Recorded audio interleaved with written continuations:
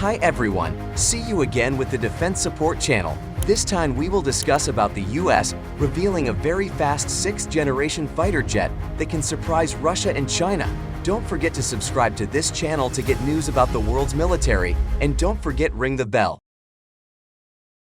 Washington, D.C. testing, overwhelming or jamming enemy air defenses, finding high-value targets with long-range sensing, organizing and analyzing incoming data streams, transmitting high-value target detail, and even launching precision airstrikes with missiles, rockets, or EW are all missions which the Air Force's emerging Loyal Wingman drones supporting its 6th generation aircraft are expected to perform. The anticipated arrival of groups of up to 5 or 6 drones to fly in coordination with the Air Force's emerging 6th generation stealth fighter is driving groups of service weapons developers and strategists to refine new concepts of operation for air attack and requirements to align with new technology. The service is developing groups of unmanned systems called combat collaborative aircraft, performing an increasingly widening sphere of missions in support of air dominance, air attack, surveillance, and forward weapons delivery.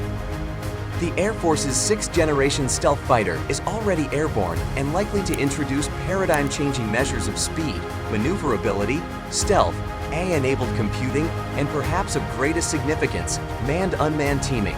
Air Force Secretary Frank Kendall listed a 6th-gen family of systems as one of the service's key operational imperatives, meaning the new jet would operate in close coordination with as many as 5 or 6 drones. Since its original inception, it has been all about a family of systems, so I think the real question is, how can we tie in some of these other capabilities that we've been talking about with uncrewed systems, collaborative partners, and so forth? Chris Ristich, Director, Integrated Capabilities Directorate, Air Force Research Laboratory, Wright-Patterson Air Force Base, Ohio, told Warrior in an interview. While critical to the ultimate deployment and operational success of the emerging 6th generation fighter, requirements and concepts of operation for the combat collaborative aircraft are still being determined as technology continues to evolve and new breakthroughs are discovered. For instance, the Pentagon is now able to demonstrate the ability for cargo aircraft to launch and also recover drones with its Gremlins program, so the operational flexibility of airborne unmanned systems is expanding quickly. Ristich made reference to this successful Gremlins program when discussing the anticipated vision for the CTAs. I think we're still looking into the Secretary's imperatives for the collaborative combat aircraft, and how that system will deploy, launch, and recover, for example, is not fully defined yet. They're still exploring that design space, but it could be anything from a Gremlins-like concept to an actual combat employment to conventional military operation, Ristich said. However, while the requirements and concepts of operation are likely to keep evolving, the CTA unmanned systems being built to support 6th-gen manned aircraft are expected to emerge much nearer term than an operational manned variant. The requirements for the collaborative combat aircraft are still in flux, yet Air Force Acquisition Executive Andrew Hunter told reporters that the drones are being built according to key operational imperatives. Survivability and the ability to conduct high-risk operations in hostile environments facing enemy fire will be of critical importance to the CTAs, both Ristich and Hunter emphasized.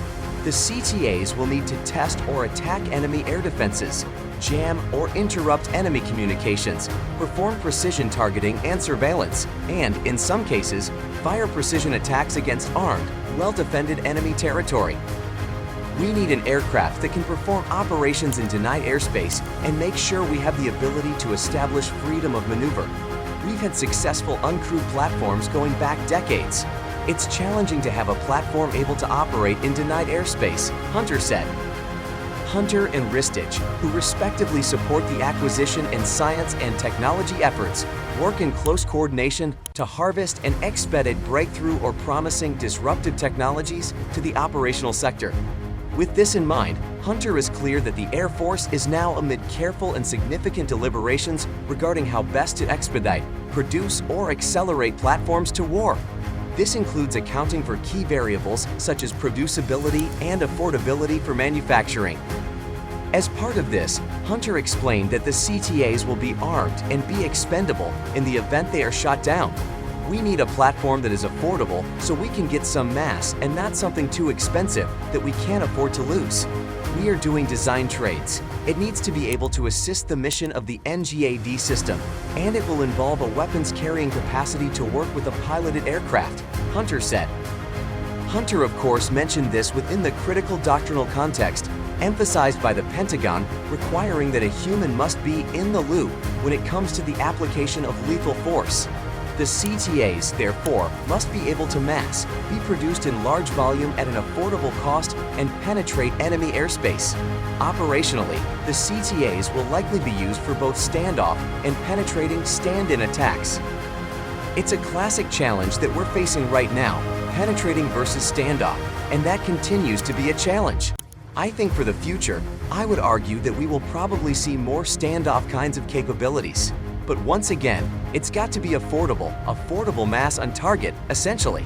You've got to have the right kill chain and the right command and control to be able to enable that, Ristic told Warrior. As the vision and ultimate deployment strategy for the CCAs evolves, the drones may be engineered with various payloads such as EO/IR sensors, targeting sites, video cameras, data links, and weapons configurations as senior developers shape its intended mission scope. Crewed-uncrewed teaming is a specific interest area for me, and it's one that was identified in the operational imperatives as something that we have to continue to evolve and refine. But the question is, how do we want to do that if we're going to have collaborative combat aircraft? Who are they going to be collaborating with? What platforms and so forth? And what's interesting about that is the range of possible answers. So we could have them on the ground, or we could have them in Kona, US, continental US, depending on our ability to ensure communications and reduce latencies. We are looking at a lot of different options there, Ristic explained. The developmental approach or intended trajectory for the CCA is also multifaceted in the sense that it will be centered on both near-term and longer-term functionality. Essentially, the technologies woven into the platforms in the near term will be built upon a technological infrastructure with common standards and IP protocol so new generations of technologies can be integrated as they emerge. If we take collaborative combat aircraft, for example, there's a whole series of foundational technologies that are critical to enabling materials to be part of it. Structures, propulsion, but the mission systems to write the systems, the sensors, the communications have to be affordable in order to be an effective solution as well, Ristic said. Osborne previously served at the Pentagon as a highly qualified expert with the Office of the Assistant Secretary of the Army, Acquisition, Logistics, and Technology. Osborne has also worked as an anchor and on-air military specialist at national TV networks. He has a master's in comparative literature from Columbia University.